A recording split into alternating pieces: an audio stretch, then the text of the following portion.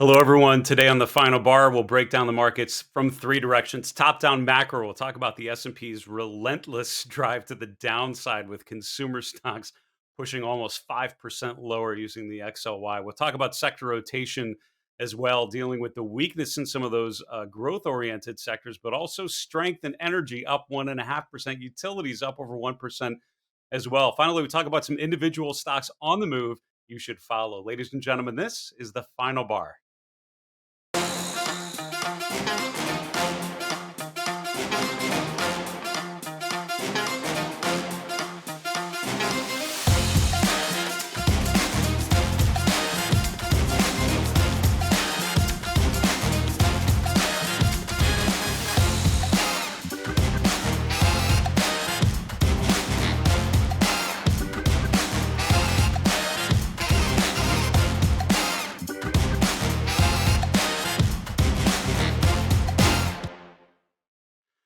Hello, everyone. Welcome to the final bar. I'm your host, Dave Keller. I'm the chief market strategist here at StockCharts.com in a sunny Redmond, Washington. Thanks for joining us every weekday after the close as we focus on the market environment using the power of stock charts, using the technical toolkit to better quantify investor behavior and better understand market dynamics. If you're trying to get a read on the overall sentiment underlying the markets, I think today probably gives you a good sense of where things are at. You have underlying strength in two sectors, energy and utilities, both up today, with the energy sector up 1.5%. That's not a new theme, with energy by far outpacing all other sectors in a big way year to date, continuing its push to the upside. On the downside, pretty much everything else. And, we've talked about the rotation starting really in November from offense into defense. We've talked about the narratives that have been competing, but at the end of the day, it's netting out to a market and distribution mode. We talked about again recently, sort of a bear market rally.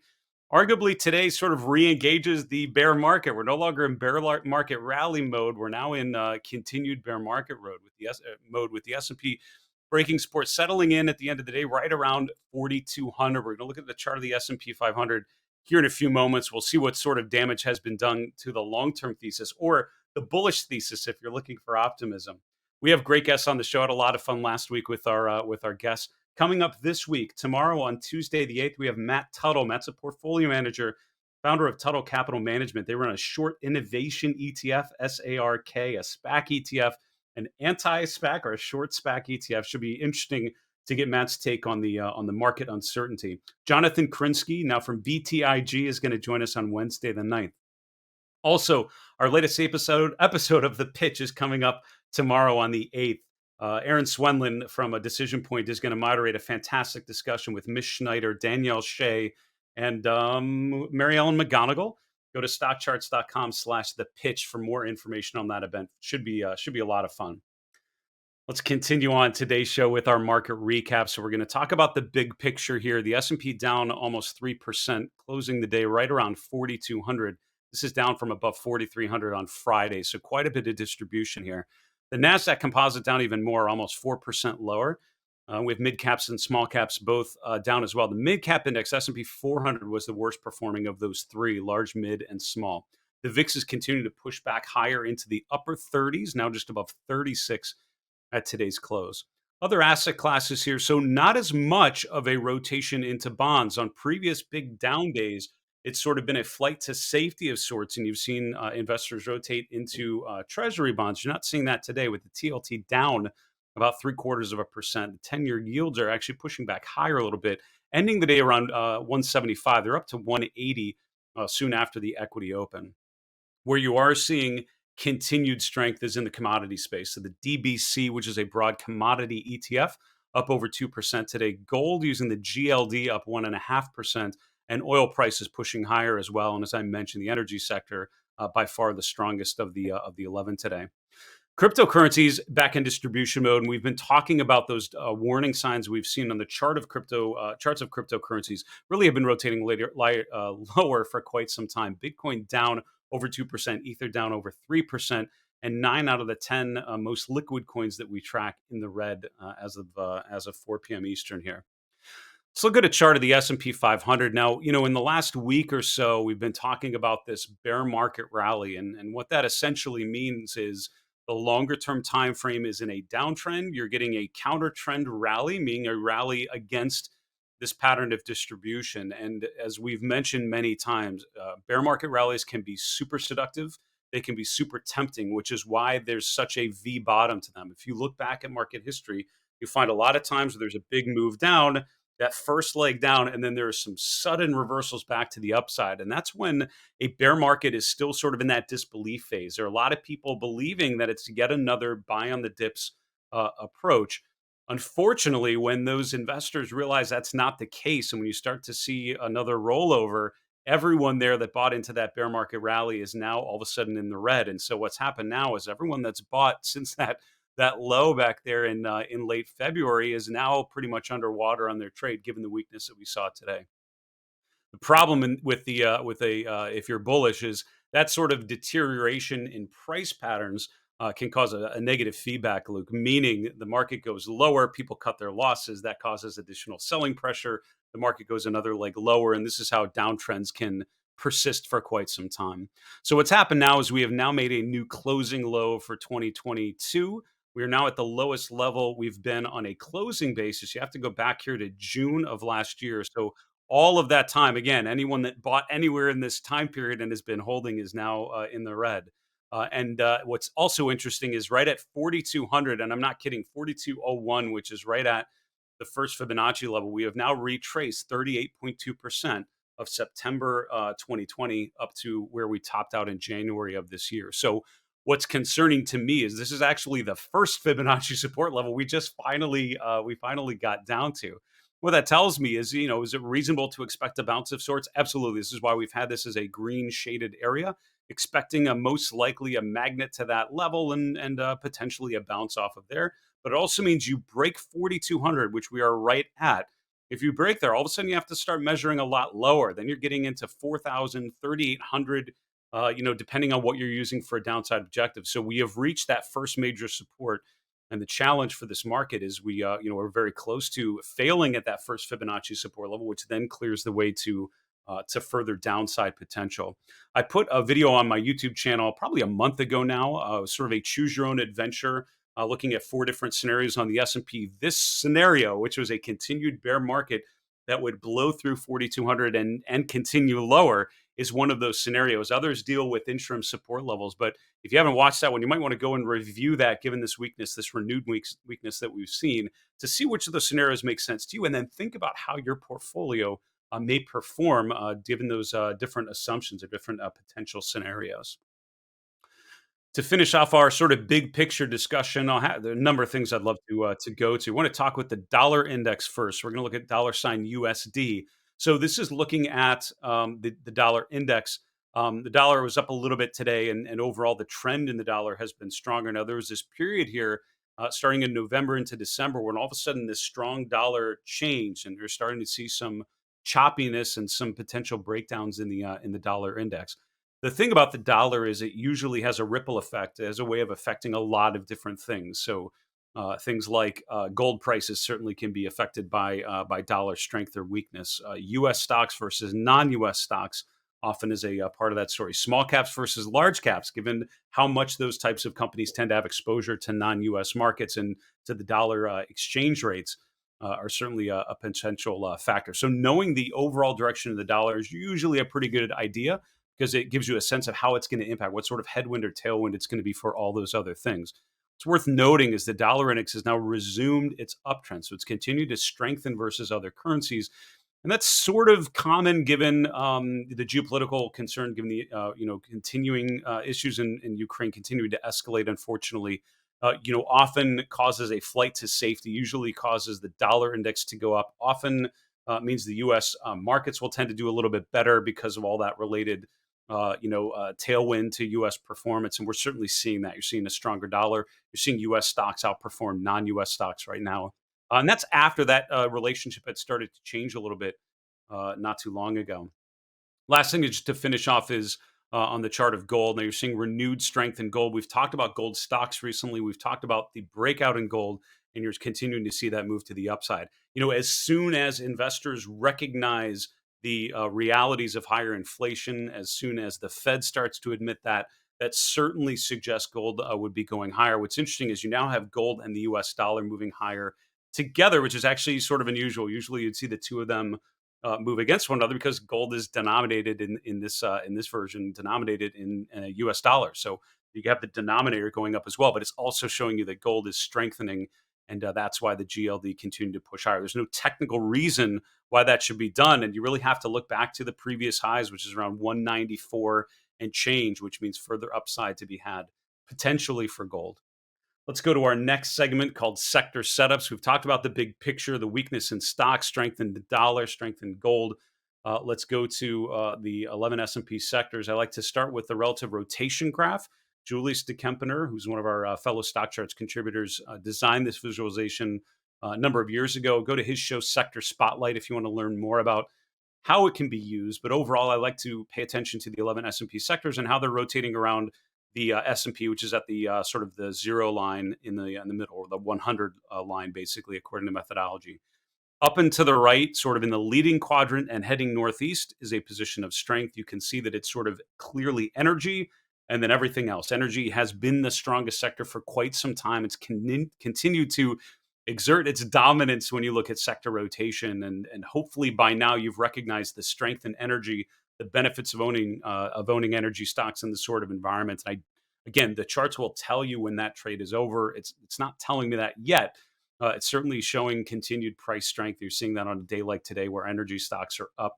Obviously, given a lot of the tailwinds to the energy sector, pressure on oil prices, or upward pressure on oil prices, obviously a big factor there. Now, besides energy, which has been a clear outperformer, what's next? It's an interesting group actually. You have consumer staples number two, then utilities, and then financials. And what's interesting is the weekly RRG, which is what we're doing, is based on weekly data. So it's looking at a little more of a long-term view.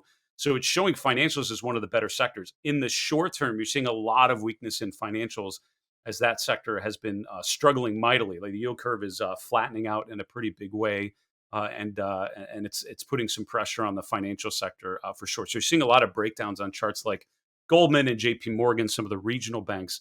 But on the longer term rotation, it's still one of the better places to be. So the top three: energy, consumer staples, utilities. If you had to ask me to pick the three best sectors to probably be looking at, those would probably be the three. Consumer staples, probably the worst of the three in terms of price action, but still one of the better places and far outpacing consumer discretionary, which is at this point one of the worst sectors, along with technology and communication services. Let's look at the 11 S&P sectors on the candle glance page. And when you think about outliers, which is what I would ask you to look at here, which of these charts look different and different in a positive way? You see a couple of these are at or near new all-time highs, and it's the energy sector, which has been again strengthening for quite some time. Look directly to the right there, and you see utilities today making a new 52-week high. So again, this is on a down day in the market when stocks in general are struggling and there's very much a risk off feel. So assets within the equity space are going to two sectors right now: energy and utilities. You're seeing them up today. You're seeing them both making a new 52-week high today.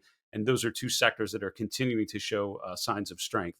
That third one we talked about on the RRG was consumer staples. And while it's not making new highs, think about where it's at, not too far off of new highs, while many of these other sectors are just really deteriorating. And if you look at the chart of consumer staples, you can see the relative strength has been increasing. Really, since late November, that's when the relative strength story started to improve. So even though it's down on a price basis, down on an absolute basis, you're doing much better than the S&P by holding consumer staples because it's outperforming. There's so many sectors that are really deteriorating. Now, which sectors are really moving to the downside? These are some of the ones we've been talking about, sort of the growth trade. Communication services has been by far the worst sector on any measure I could come up with, particularly in terms of price performance and relative performance. You're seeing a continued pattern of lower highs and lower lows. It's below two downward sloping moving averages. This is a sector in the distribution phase. Now, look at consumer discretionary. As I was looking for charts to feature in our next segment, shifting stocks, I was looking at Starbucks and many others, Nike and others. They're all dropping, obviously, significantly today, down 4 or 5+% on average. But you can see the chart of the XLY. And while the consumer staples sector has been outperforming since November, look at how the consumer discretionary sector has been underperforming. And to be clear, it's not just the mega cap stocks. It's not just Amazon and Home Depot and Tesla, although don't get me wrong, they are struggling, but it's on average, right? It's not just the largest companies within that sector that are struggling. It's a lot of them. You can see the equal weighted consumer discretionary ETF, which is ticker RCD, is also breaking down and fairly challenged to hold support levels. The financial sector is another one I wanted to highlight, and the challenge for the XLF is it's now broken down through the 200-day moving average. 37, it's kind of an area of price support. This is where it bounced off a number of times in the last 4 months, or November, December, January, February, all bouncing off of $37. That now failed today. Friday, we had a hammer candle right at 37. It seemed like that might be some sort of stabilization. It's not happening. The sector's breaking down on a price basis. On a relative basis, not horrible. And again, the reason why financials are okay on a relative basis is because some of the growthier sectors are really struggling and accelerating to the downside. Final one I just want to highlight very quickly is the healthcare sector. And again, what's interesting about healthcare is not that the absolute chart is so compelling, it's that the relative chart is so compelling. So, in this sort of environment, when it feels like the markets are struggling, it feels like the major averages are coming down, the question is always, well, what do you own? How do you navigate through it? I would be focused on sectors and on stocks where this relative line is going up. That is how you weather this sort of scenario and manage to outperform pretty well. This is when your portfolio can do a lot better than the benchmarks because they are so heavily weighted to the mega cap stocks and so heavily weighted to growth. Areas like healthcare outperforming can be interesting places to ride it out. We need to take a quick break. We'll be back with my next segment, shifting stocks. We'll see you in a minute.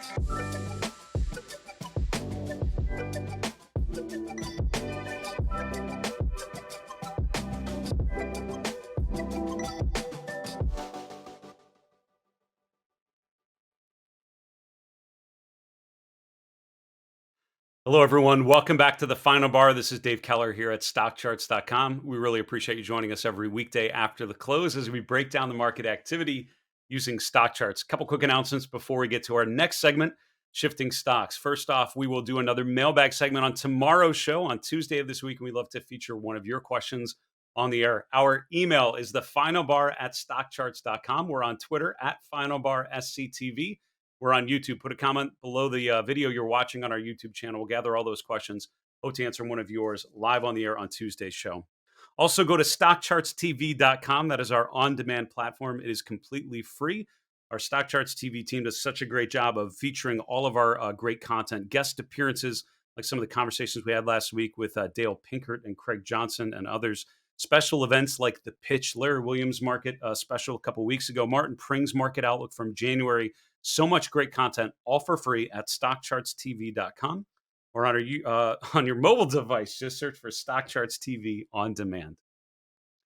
Our next segment is called Shifting Stocks. We've talked about the big picture and the overall deterioration in equity prices. We've talked about sector rotation. Now, some of those sectors are still actually managing to hold up okay. Places like energy and utilities and some materials groups like gold and others.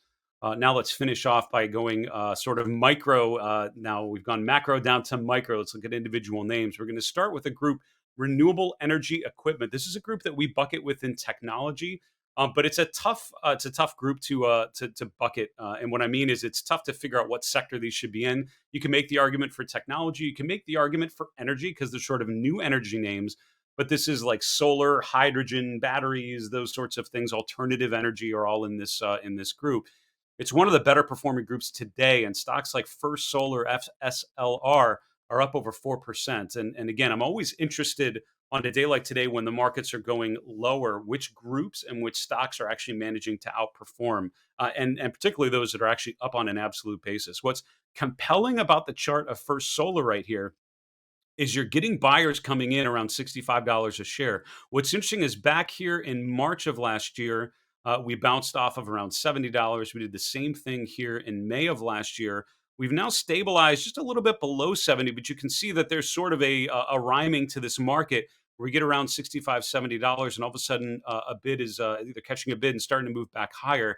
So again, sort of rotating to the upper end of this range. I'd love to see it get above its 50-day, get above its recent swing high, but this is a deterioration in price on increasing momentum over the last 6 weeks.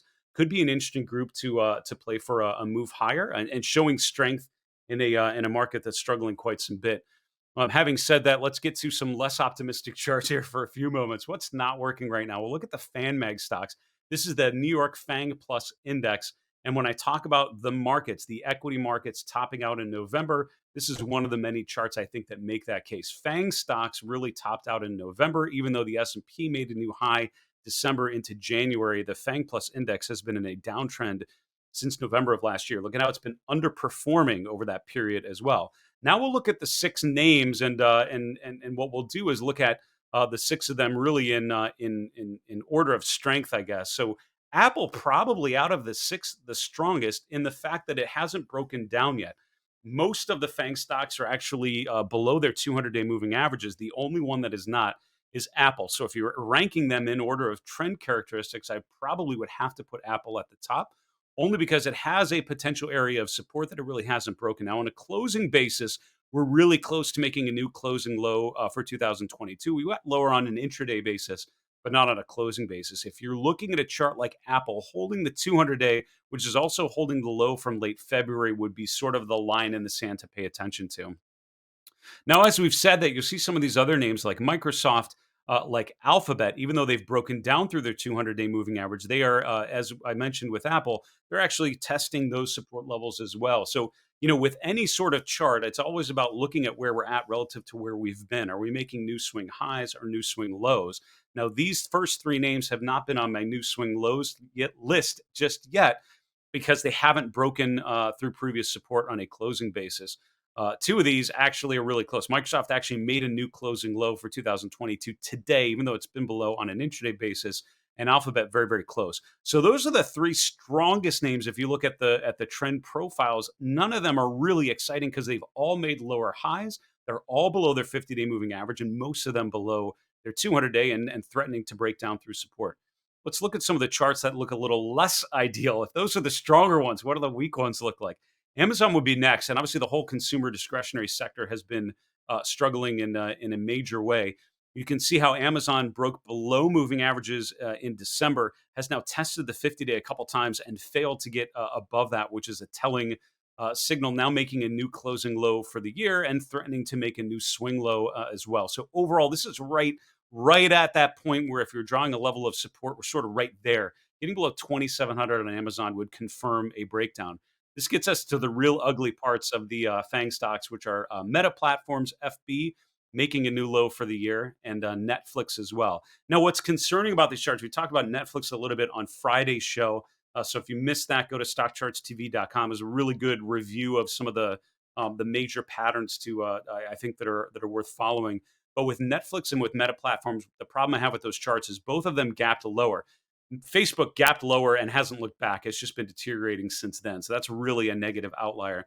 Netflix gapped lower, but after a couple of days started to bounce higher. And the question was that just the big sort of puke out stage, for the lack of a better term? The capitulation, the downside move, shaking out all of the negativity before we recover. And now we've retraced 100%.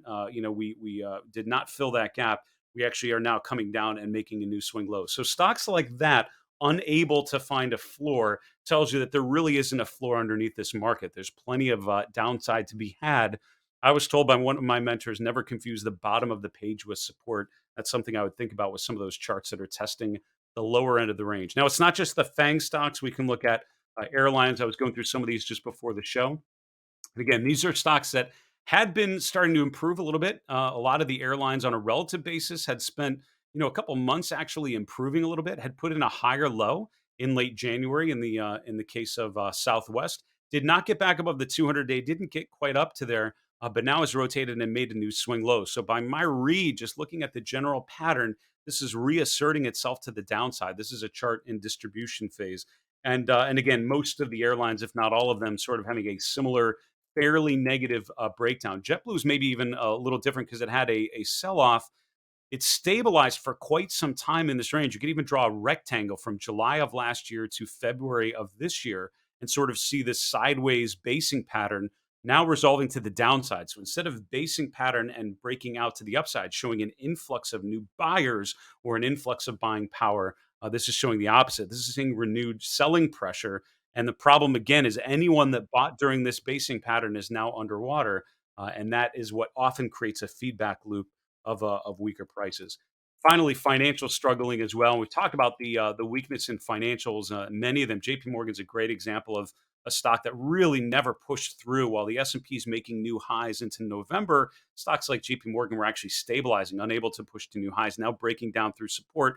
And again, the challenge is that measures a lot lower if you look at the downside trajectory. To finish that all on a happy note, I point out all of the energy stocks for the most part continuing to be in an uptrend and showing renewed strength, and also gold stocks. Right, gold has continued to push higher. So there are areas of the market that are working. There are utilities, there's some materials, there's some energy stocks for sure that are doing just fine. Think about those areas of the market that are working, and think about underweighting or avoiding those areas of the market that are struggling. That is how you can outperform in this sort of difficult environment.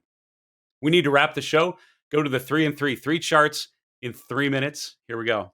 Chart number one is the semiconductor ETF. We talked about the weakness in the FAANG or the FAANG stocks.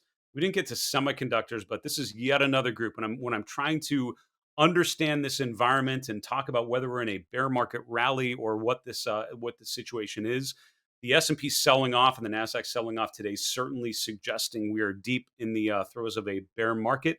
The fact that semiconductors are failing at a key support level is not encouraging as well. If you look at the SMH, you see how it bounced off of resistance around $250 in February, and in May of last year. That became support in the summer and even into October. We found support right around that same level. That is a technical concept called polarity, where support becomes resistance and vice versa. You can see that same level became support in late January. We bounced off of there yet again in late February. Now, as of today, we've broken down. So again, the breakdown has occurred. The question for tomorrow, do we get a follow through? Do we get further distribution confirming this breakdown that we're seeing on a lot of the charts?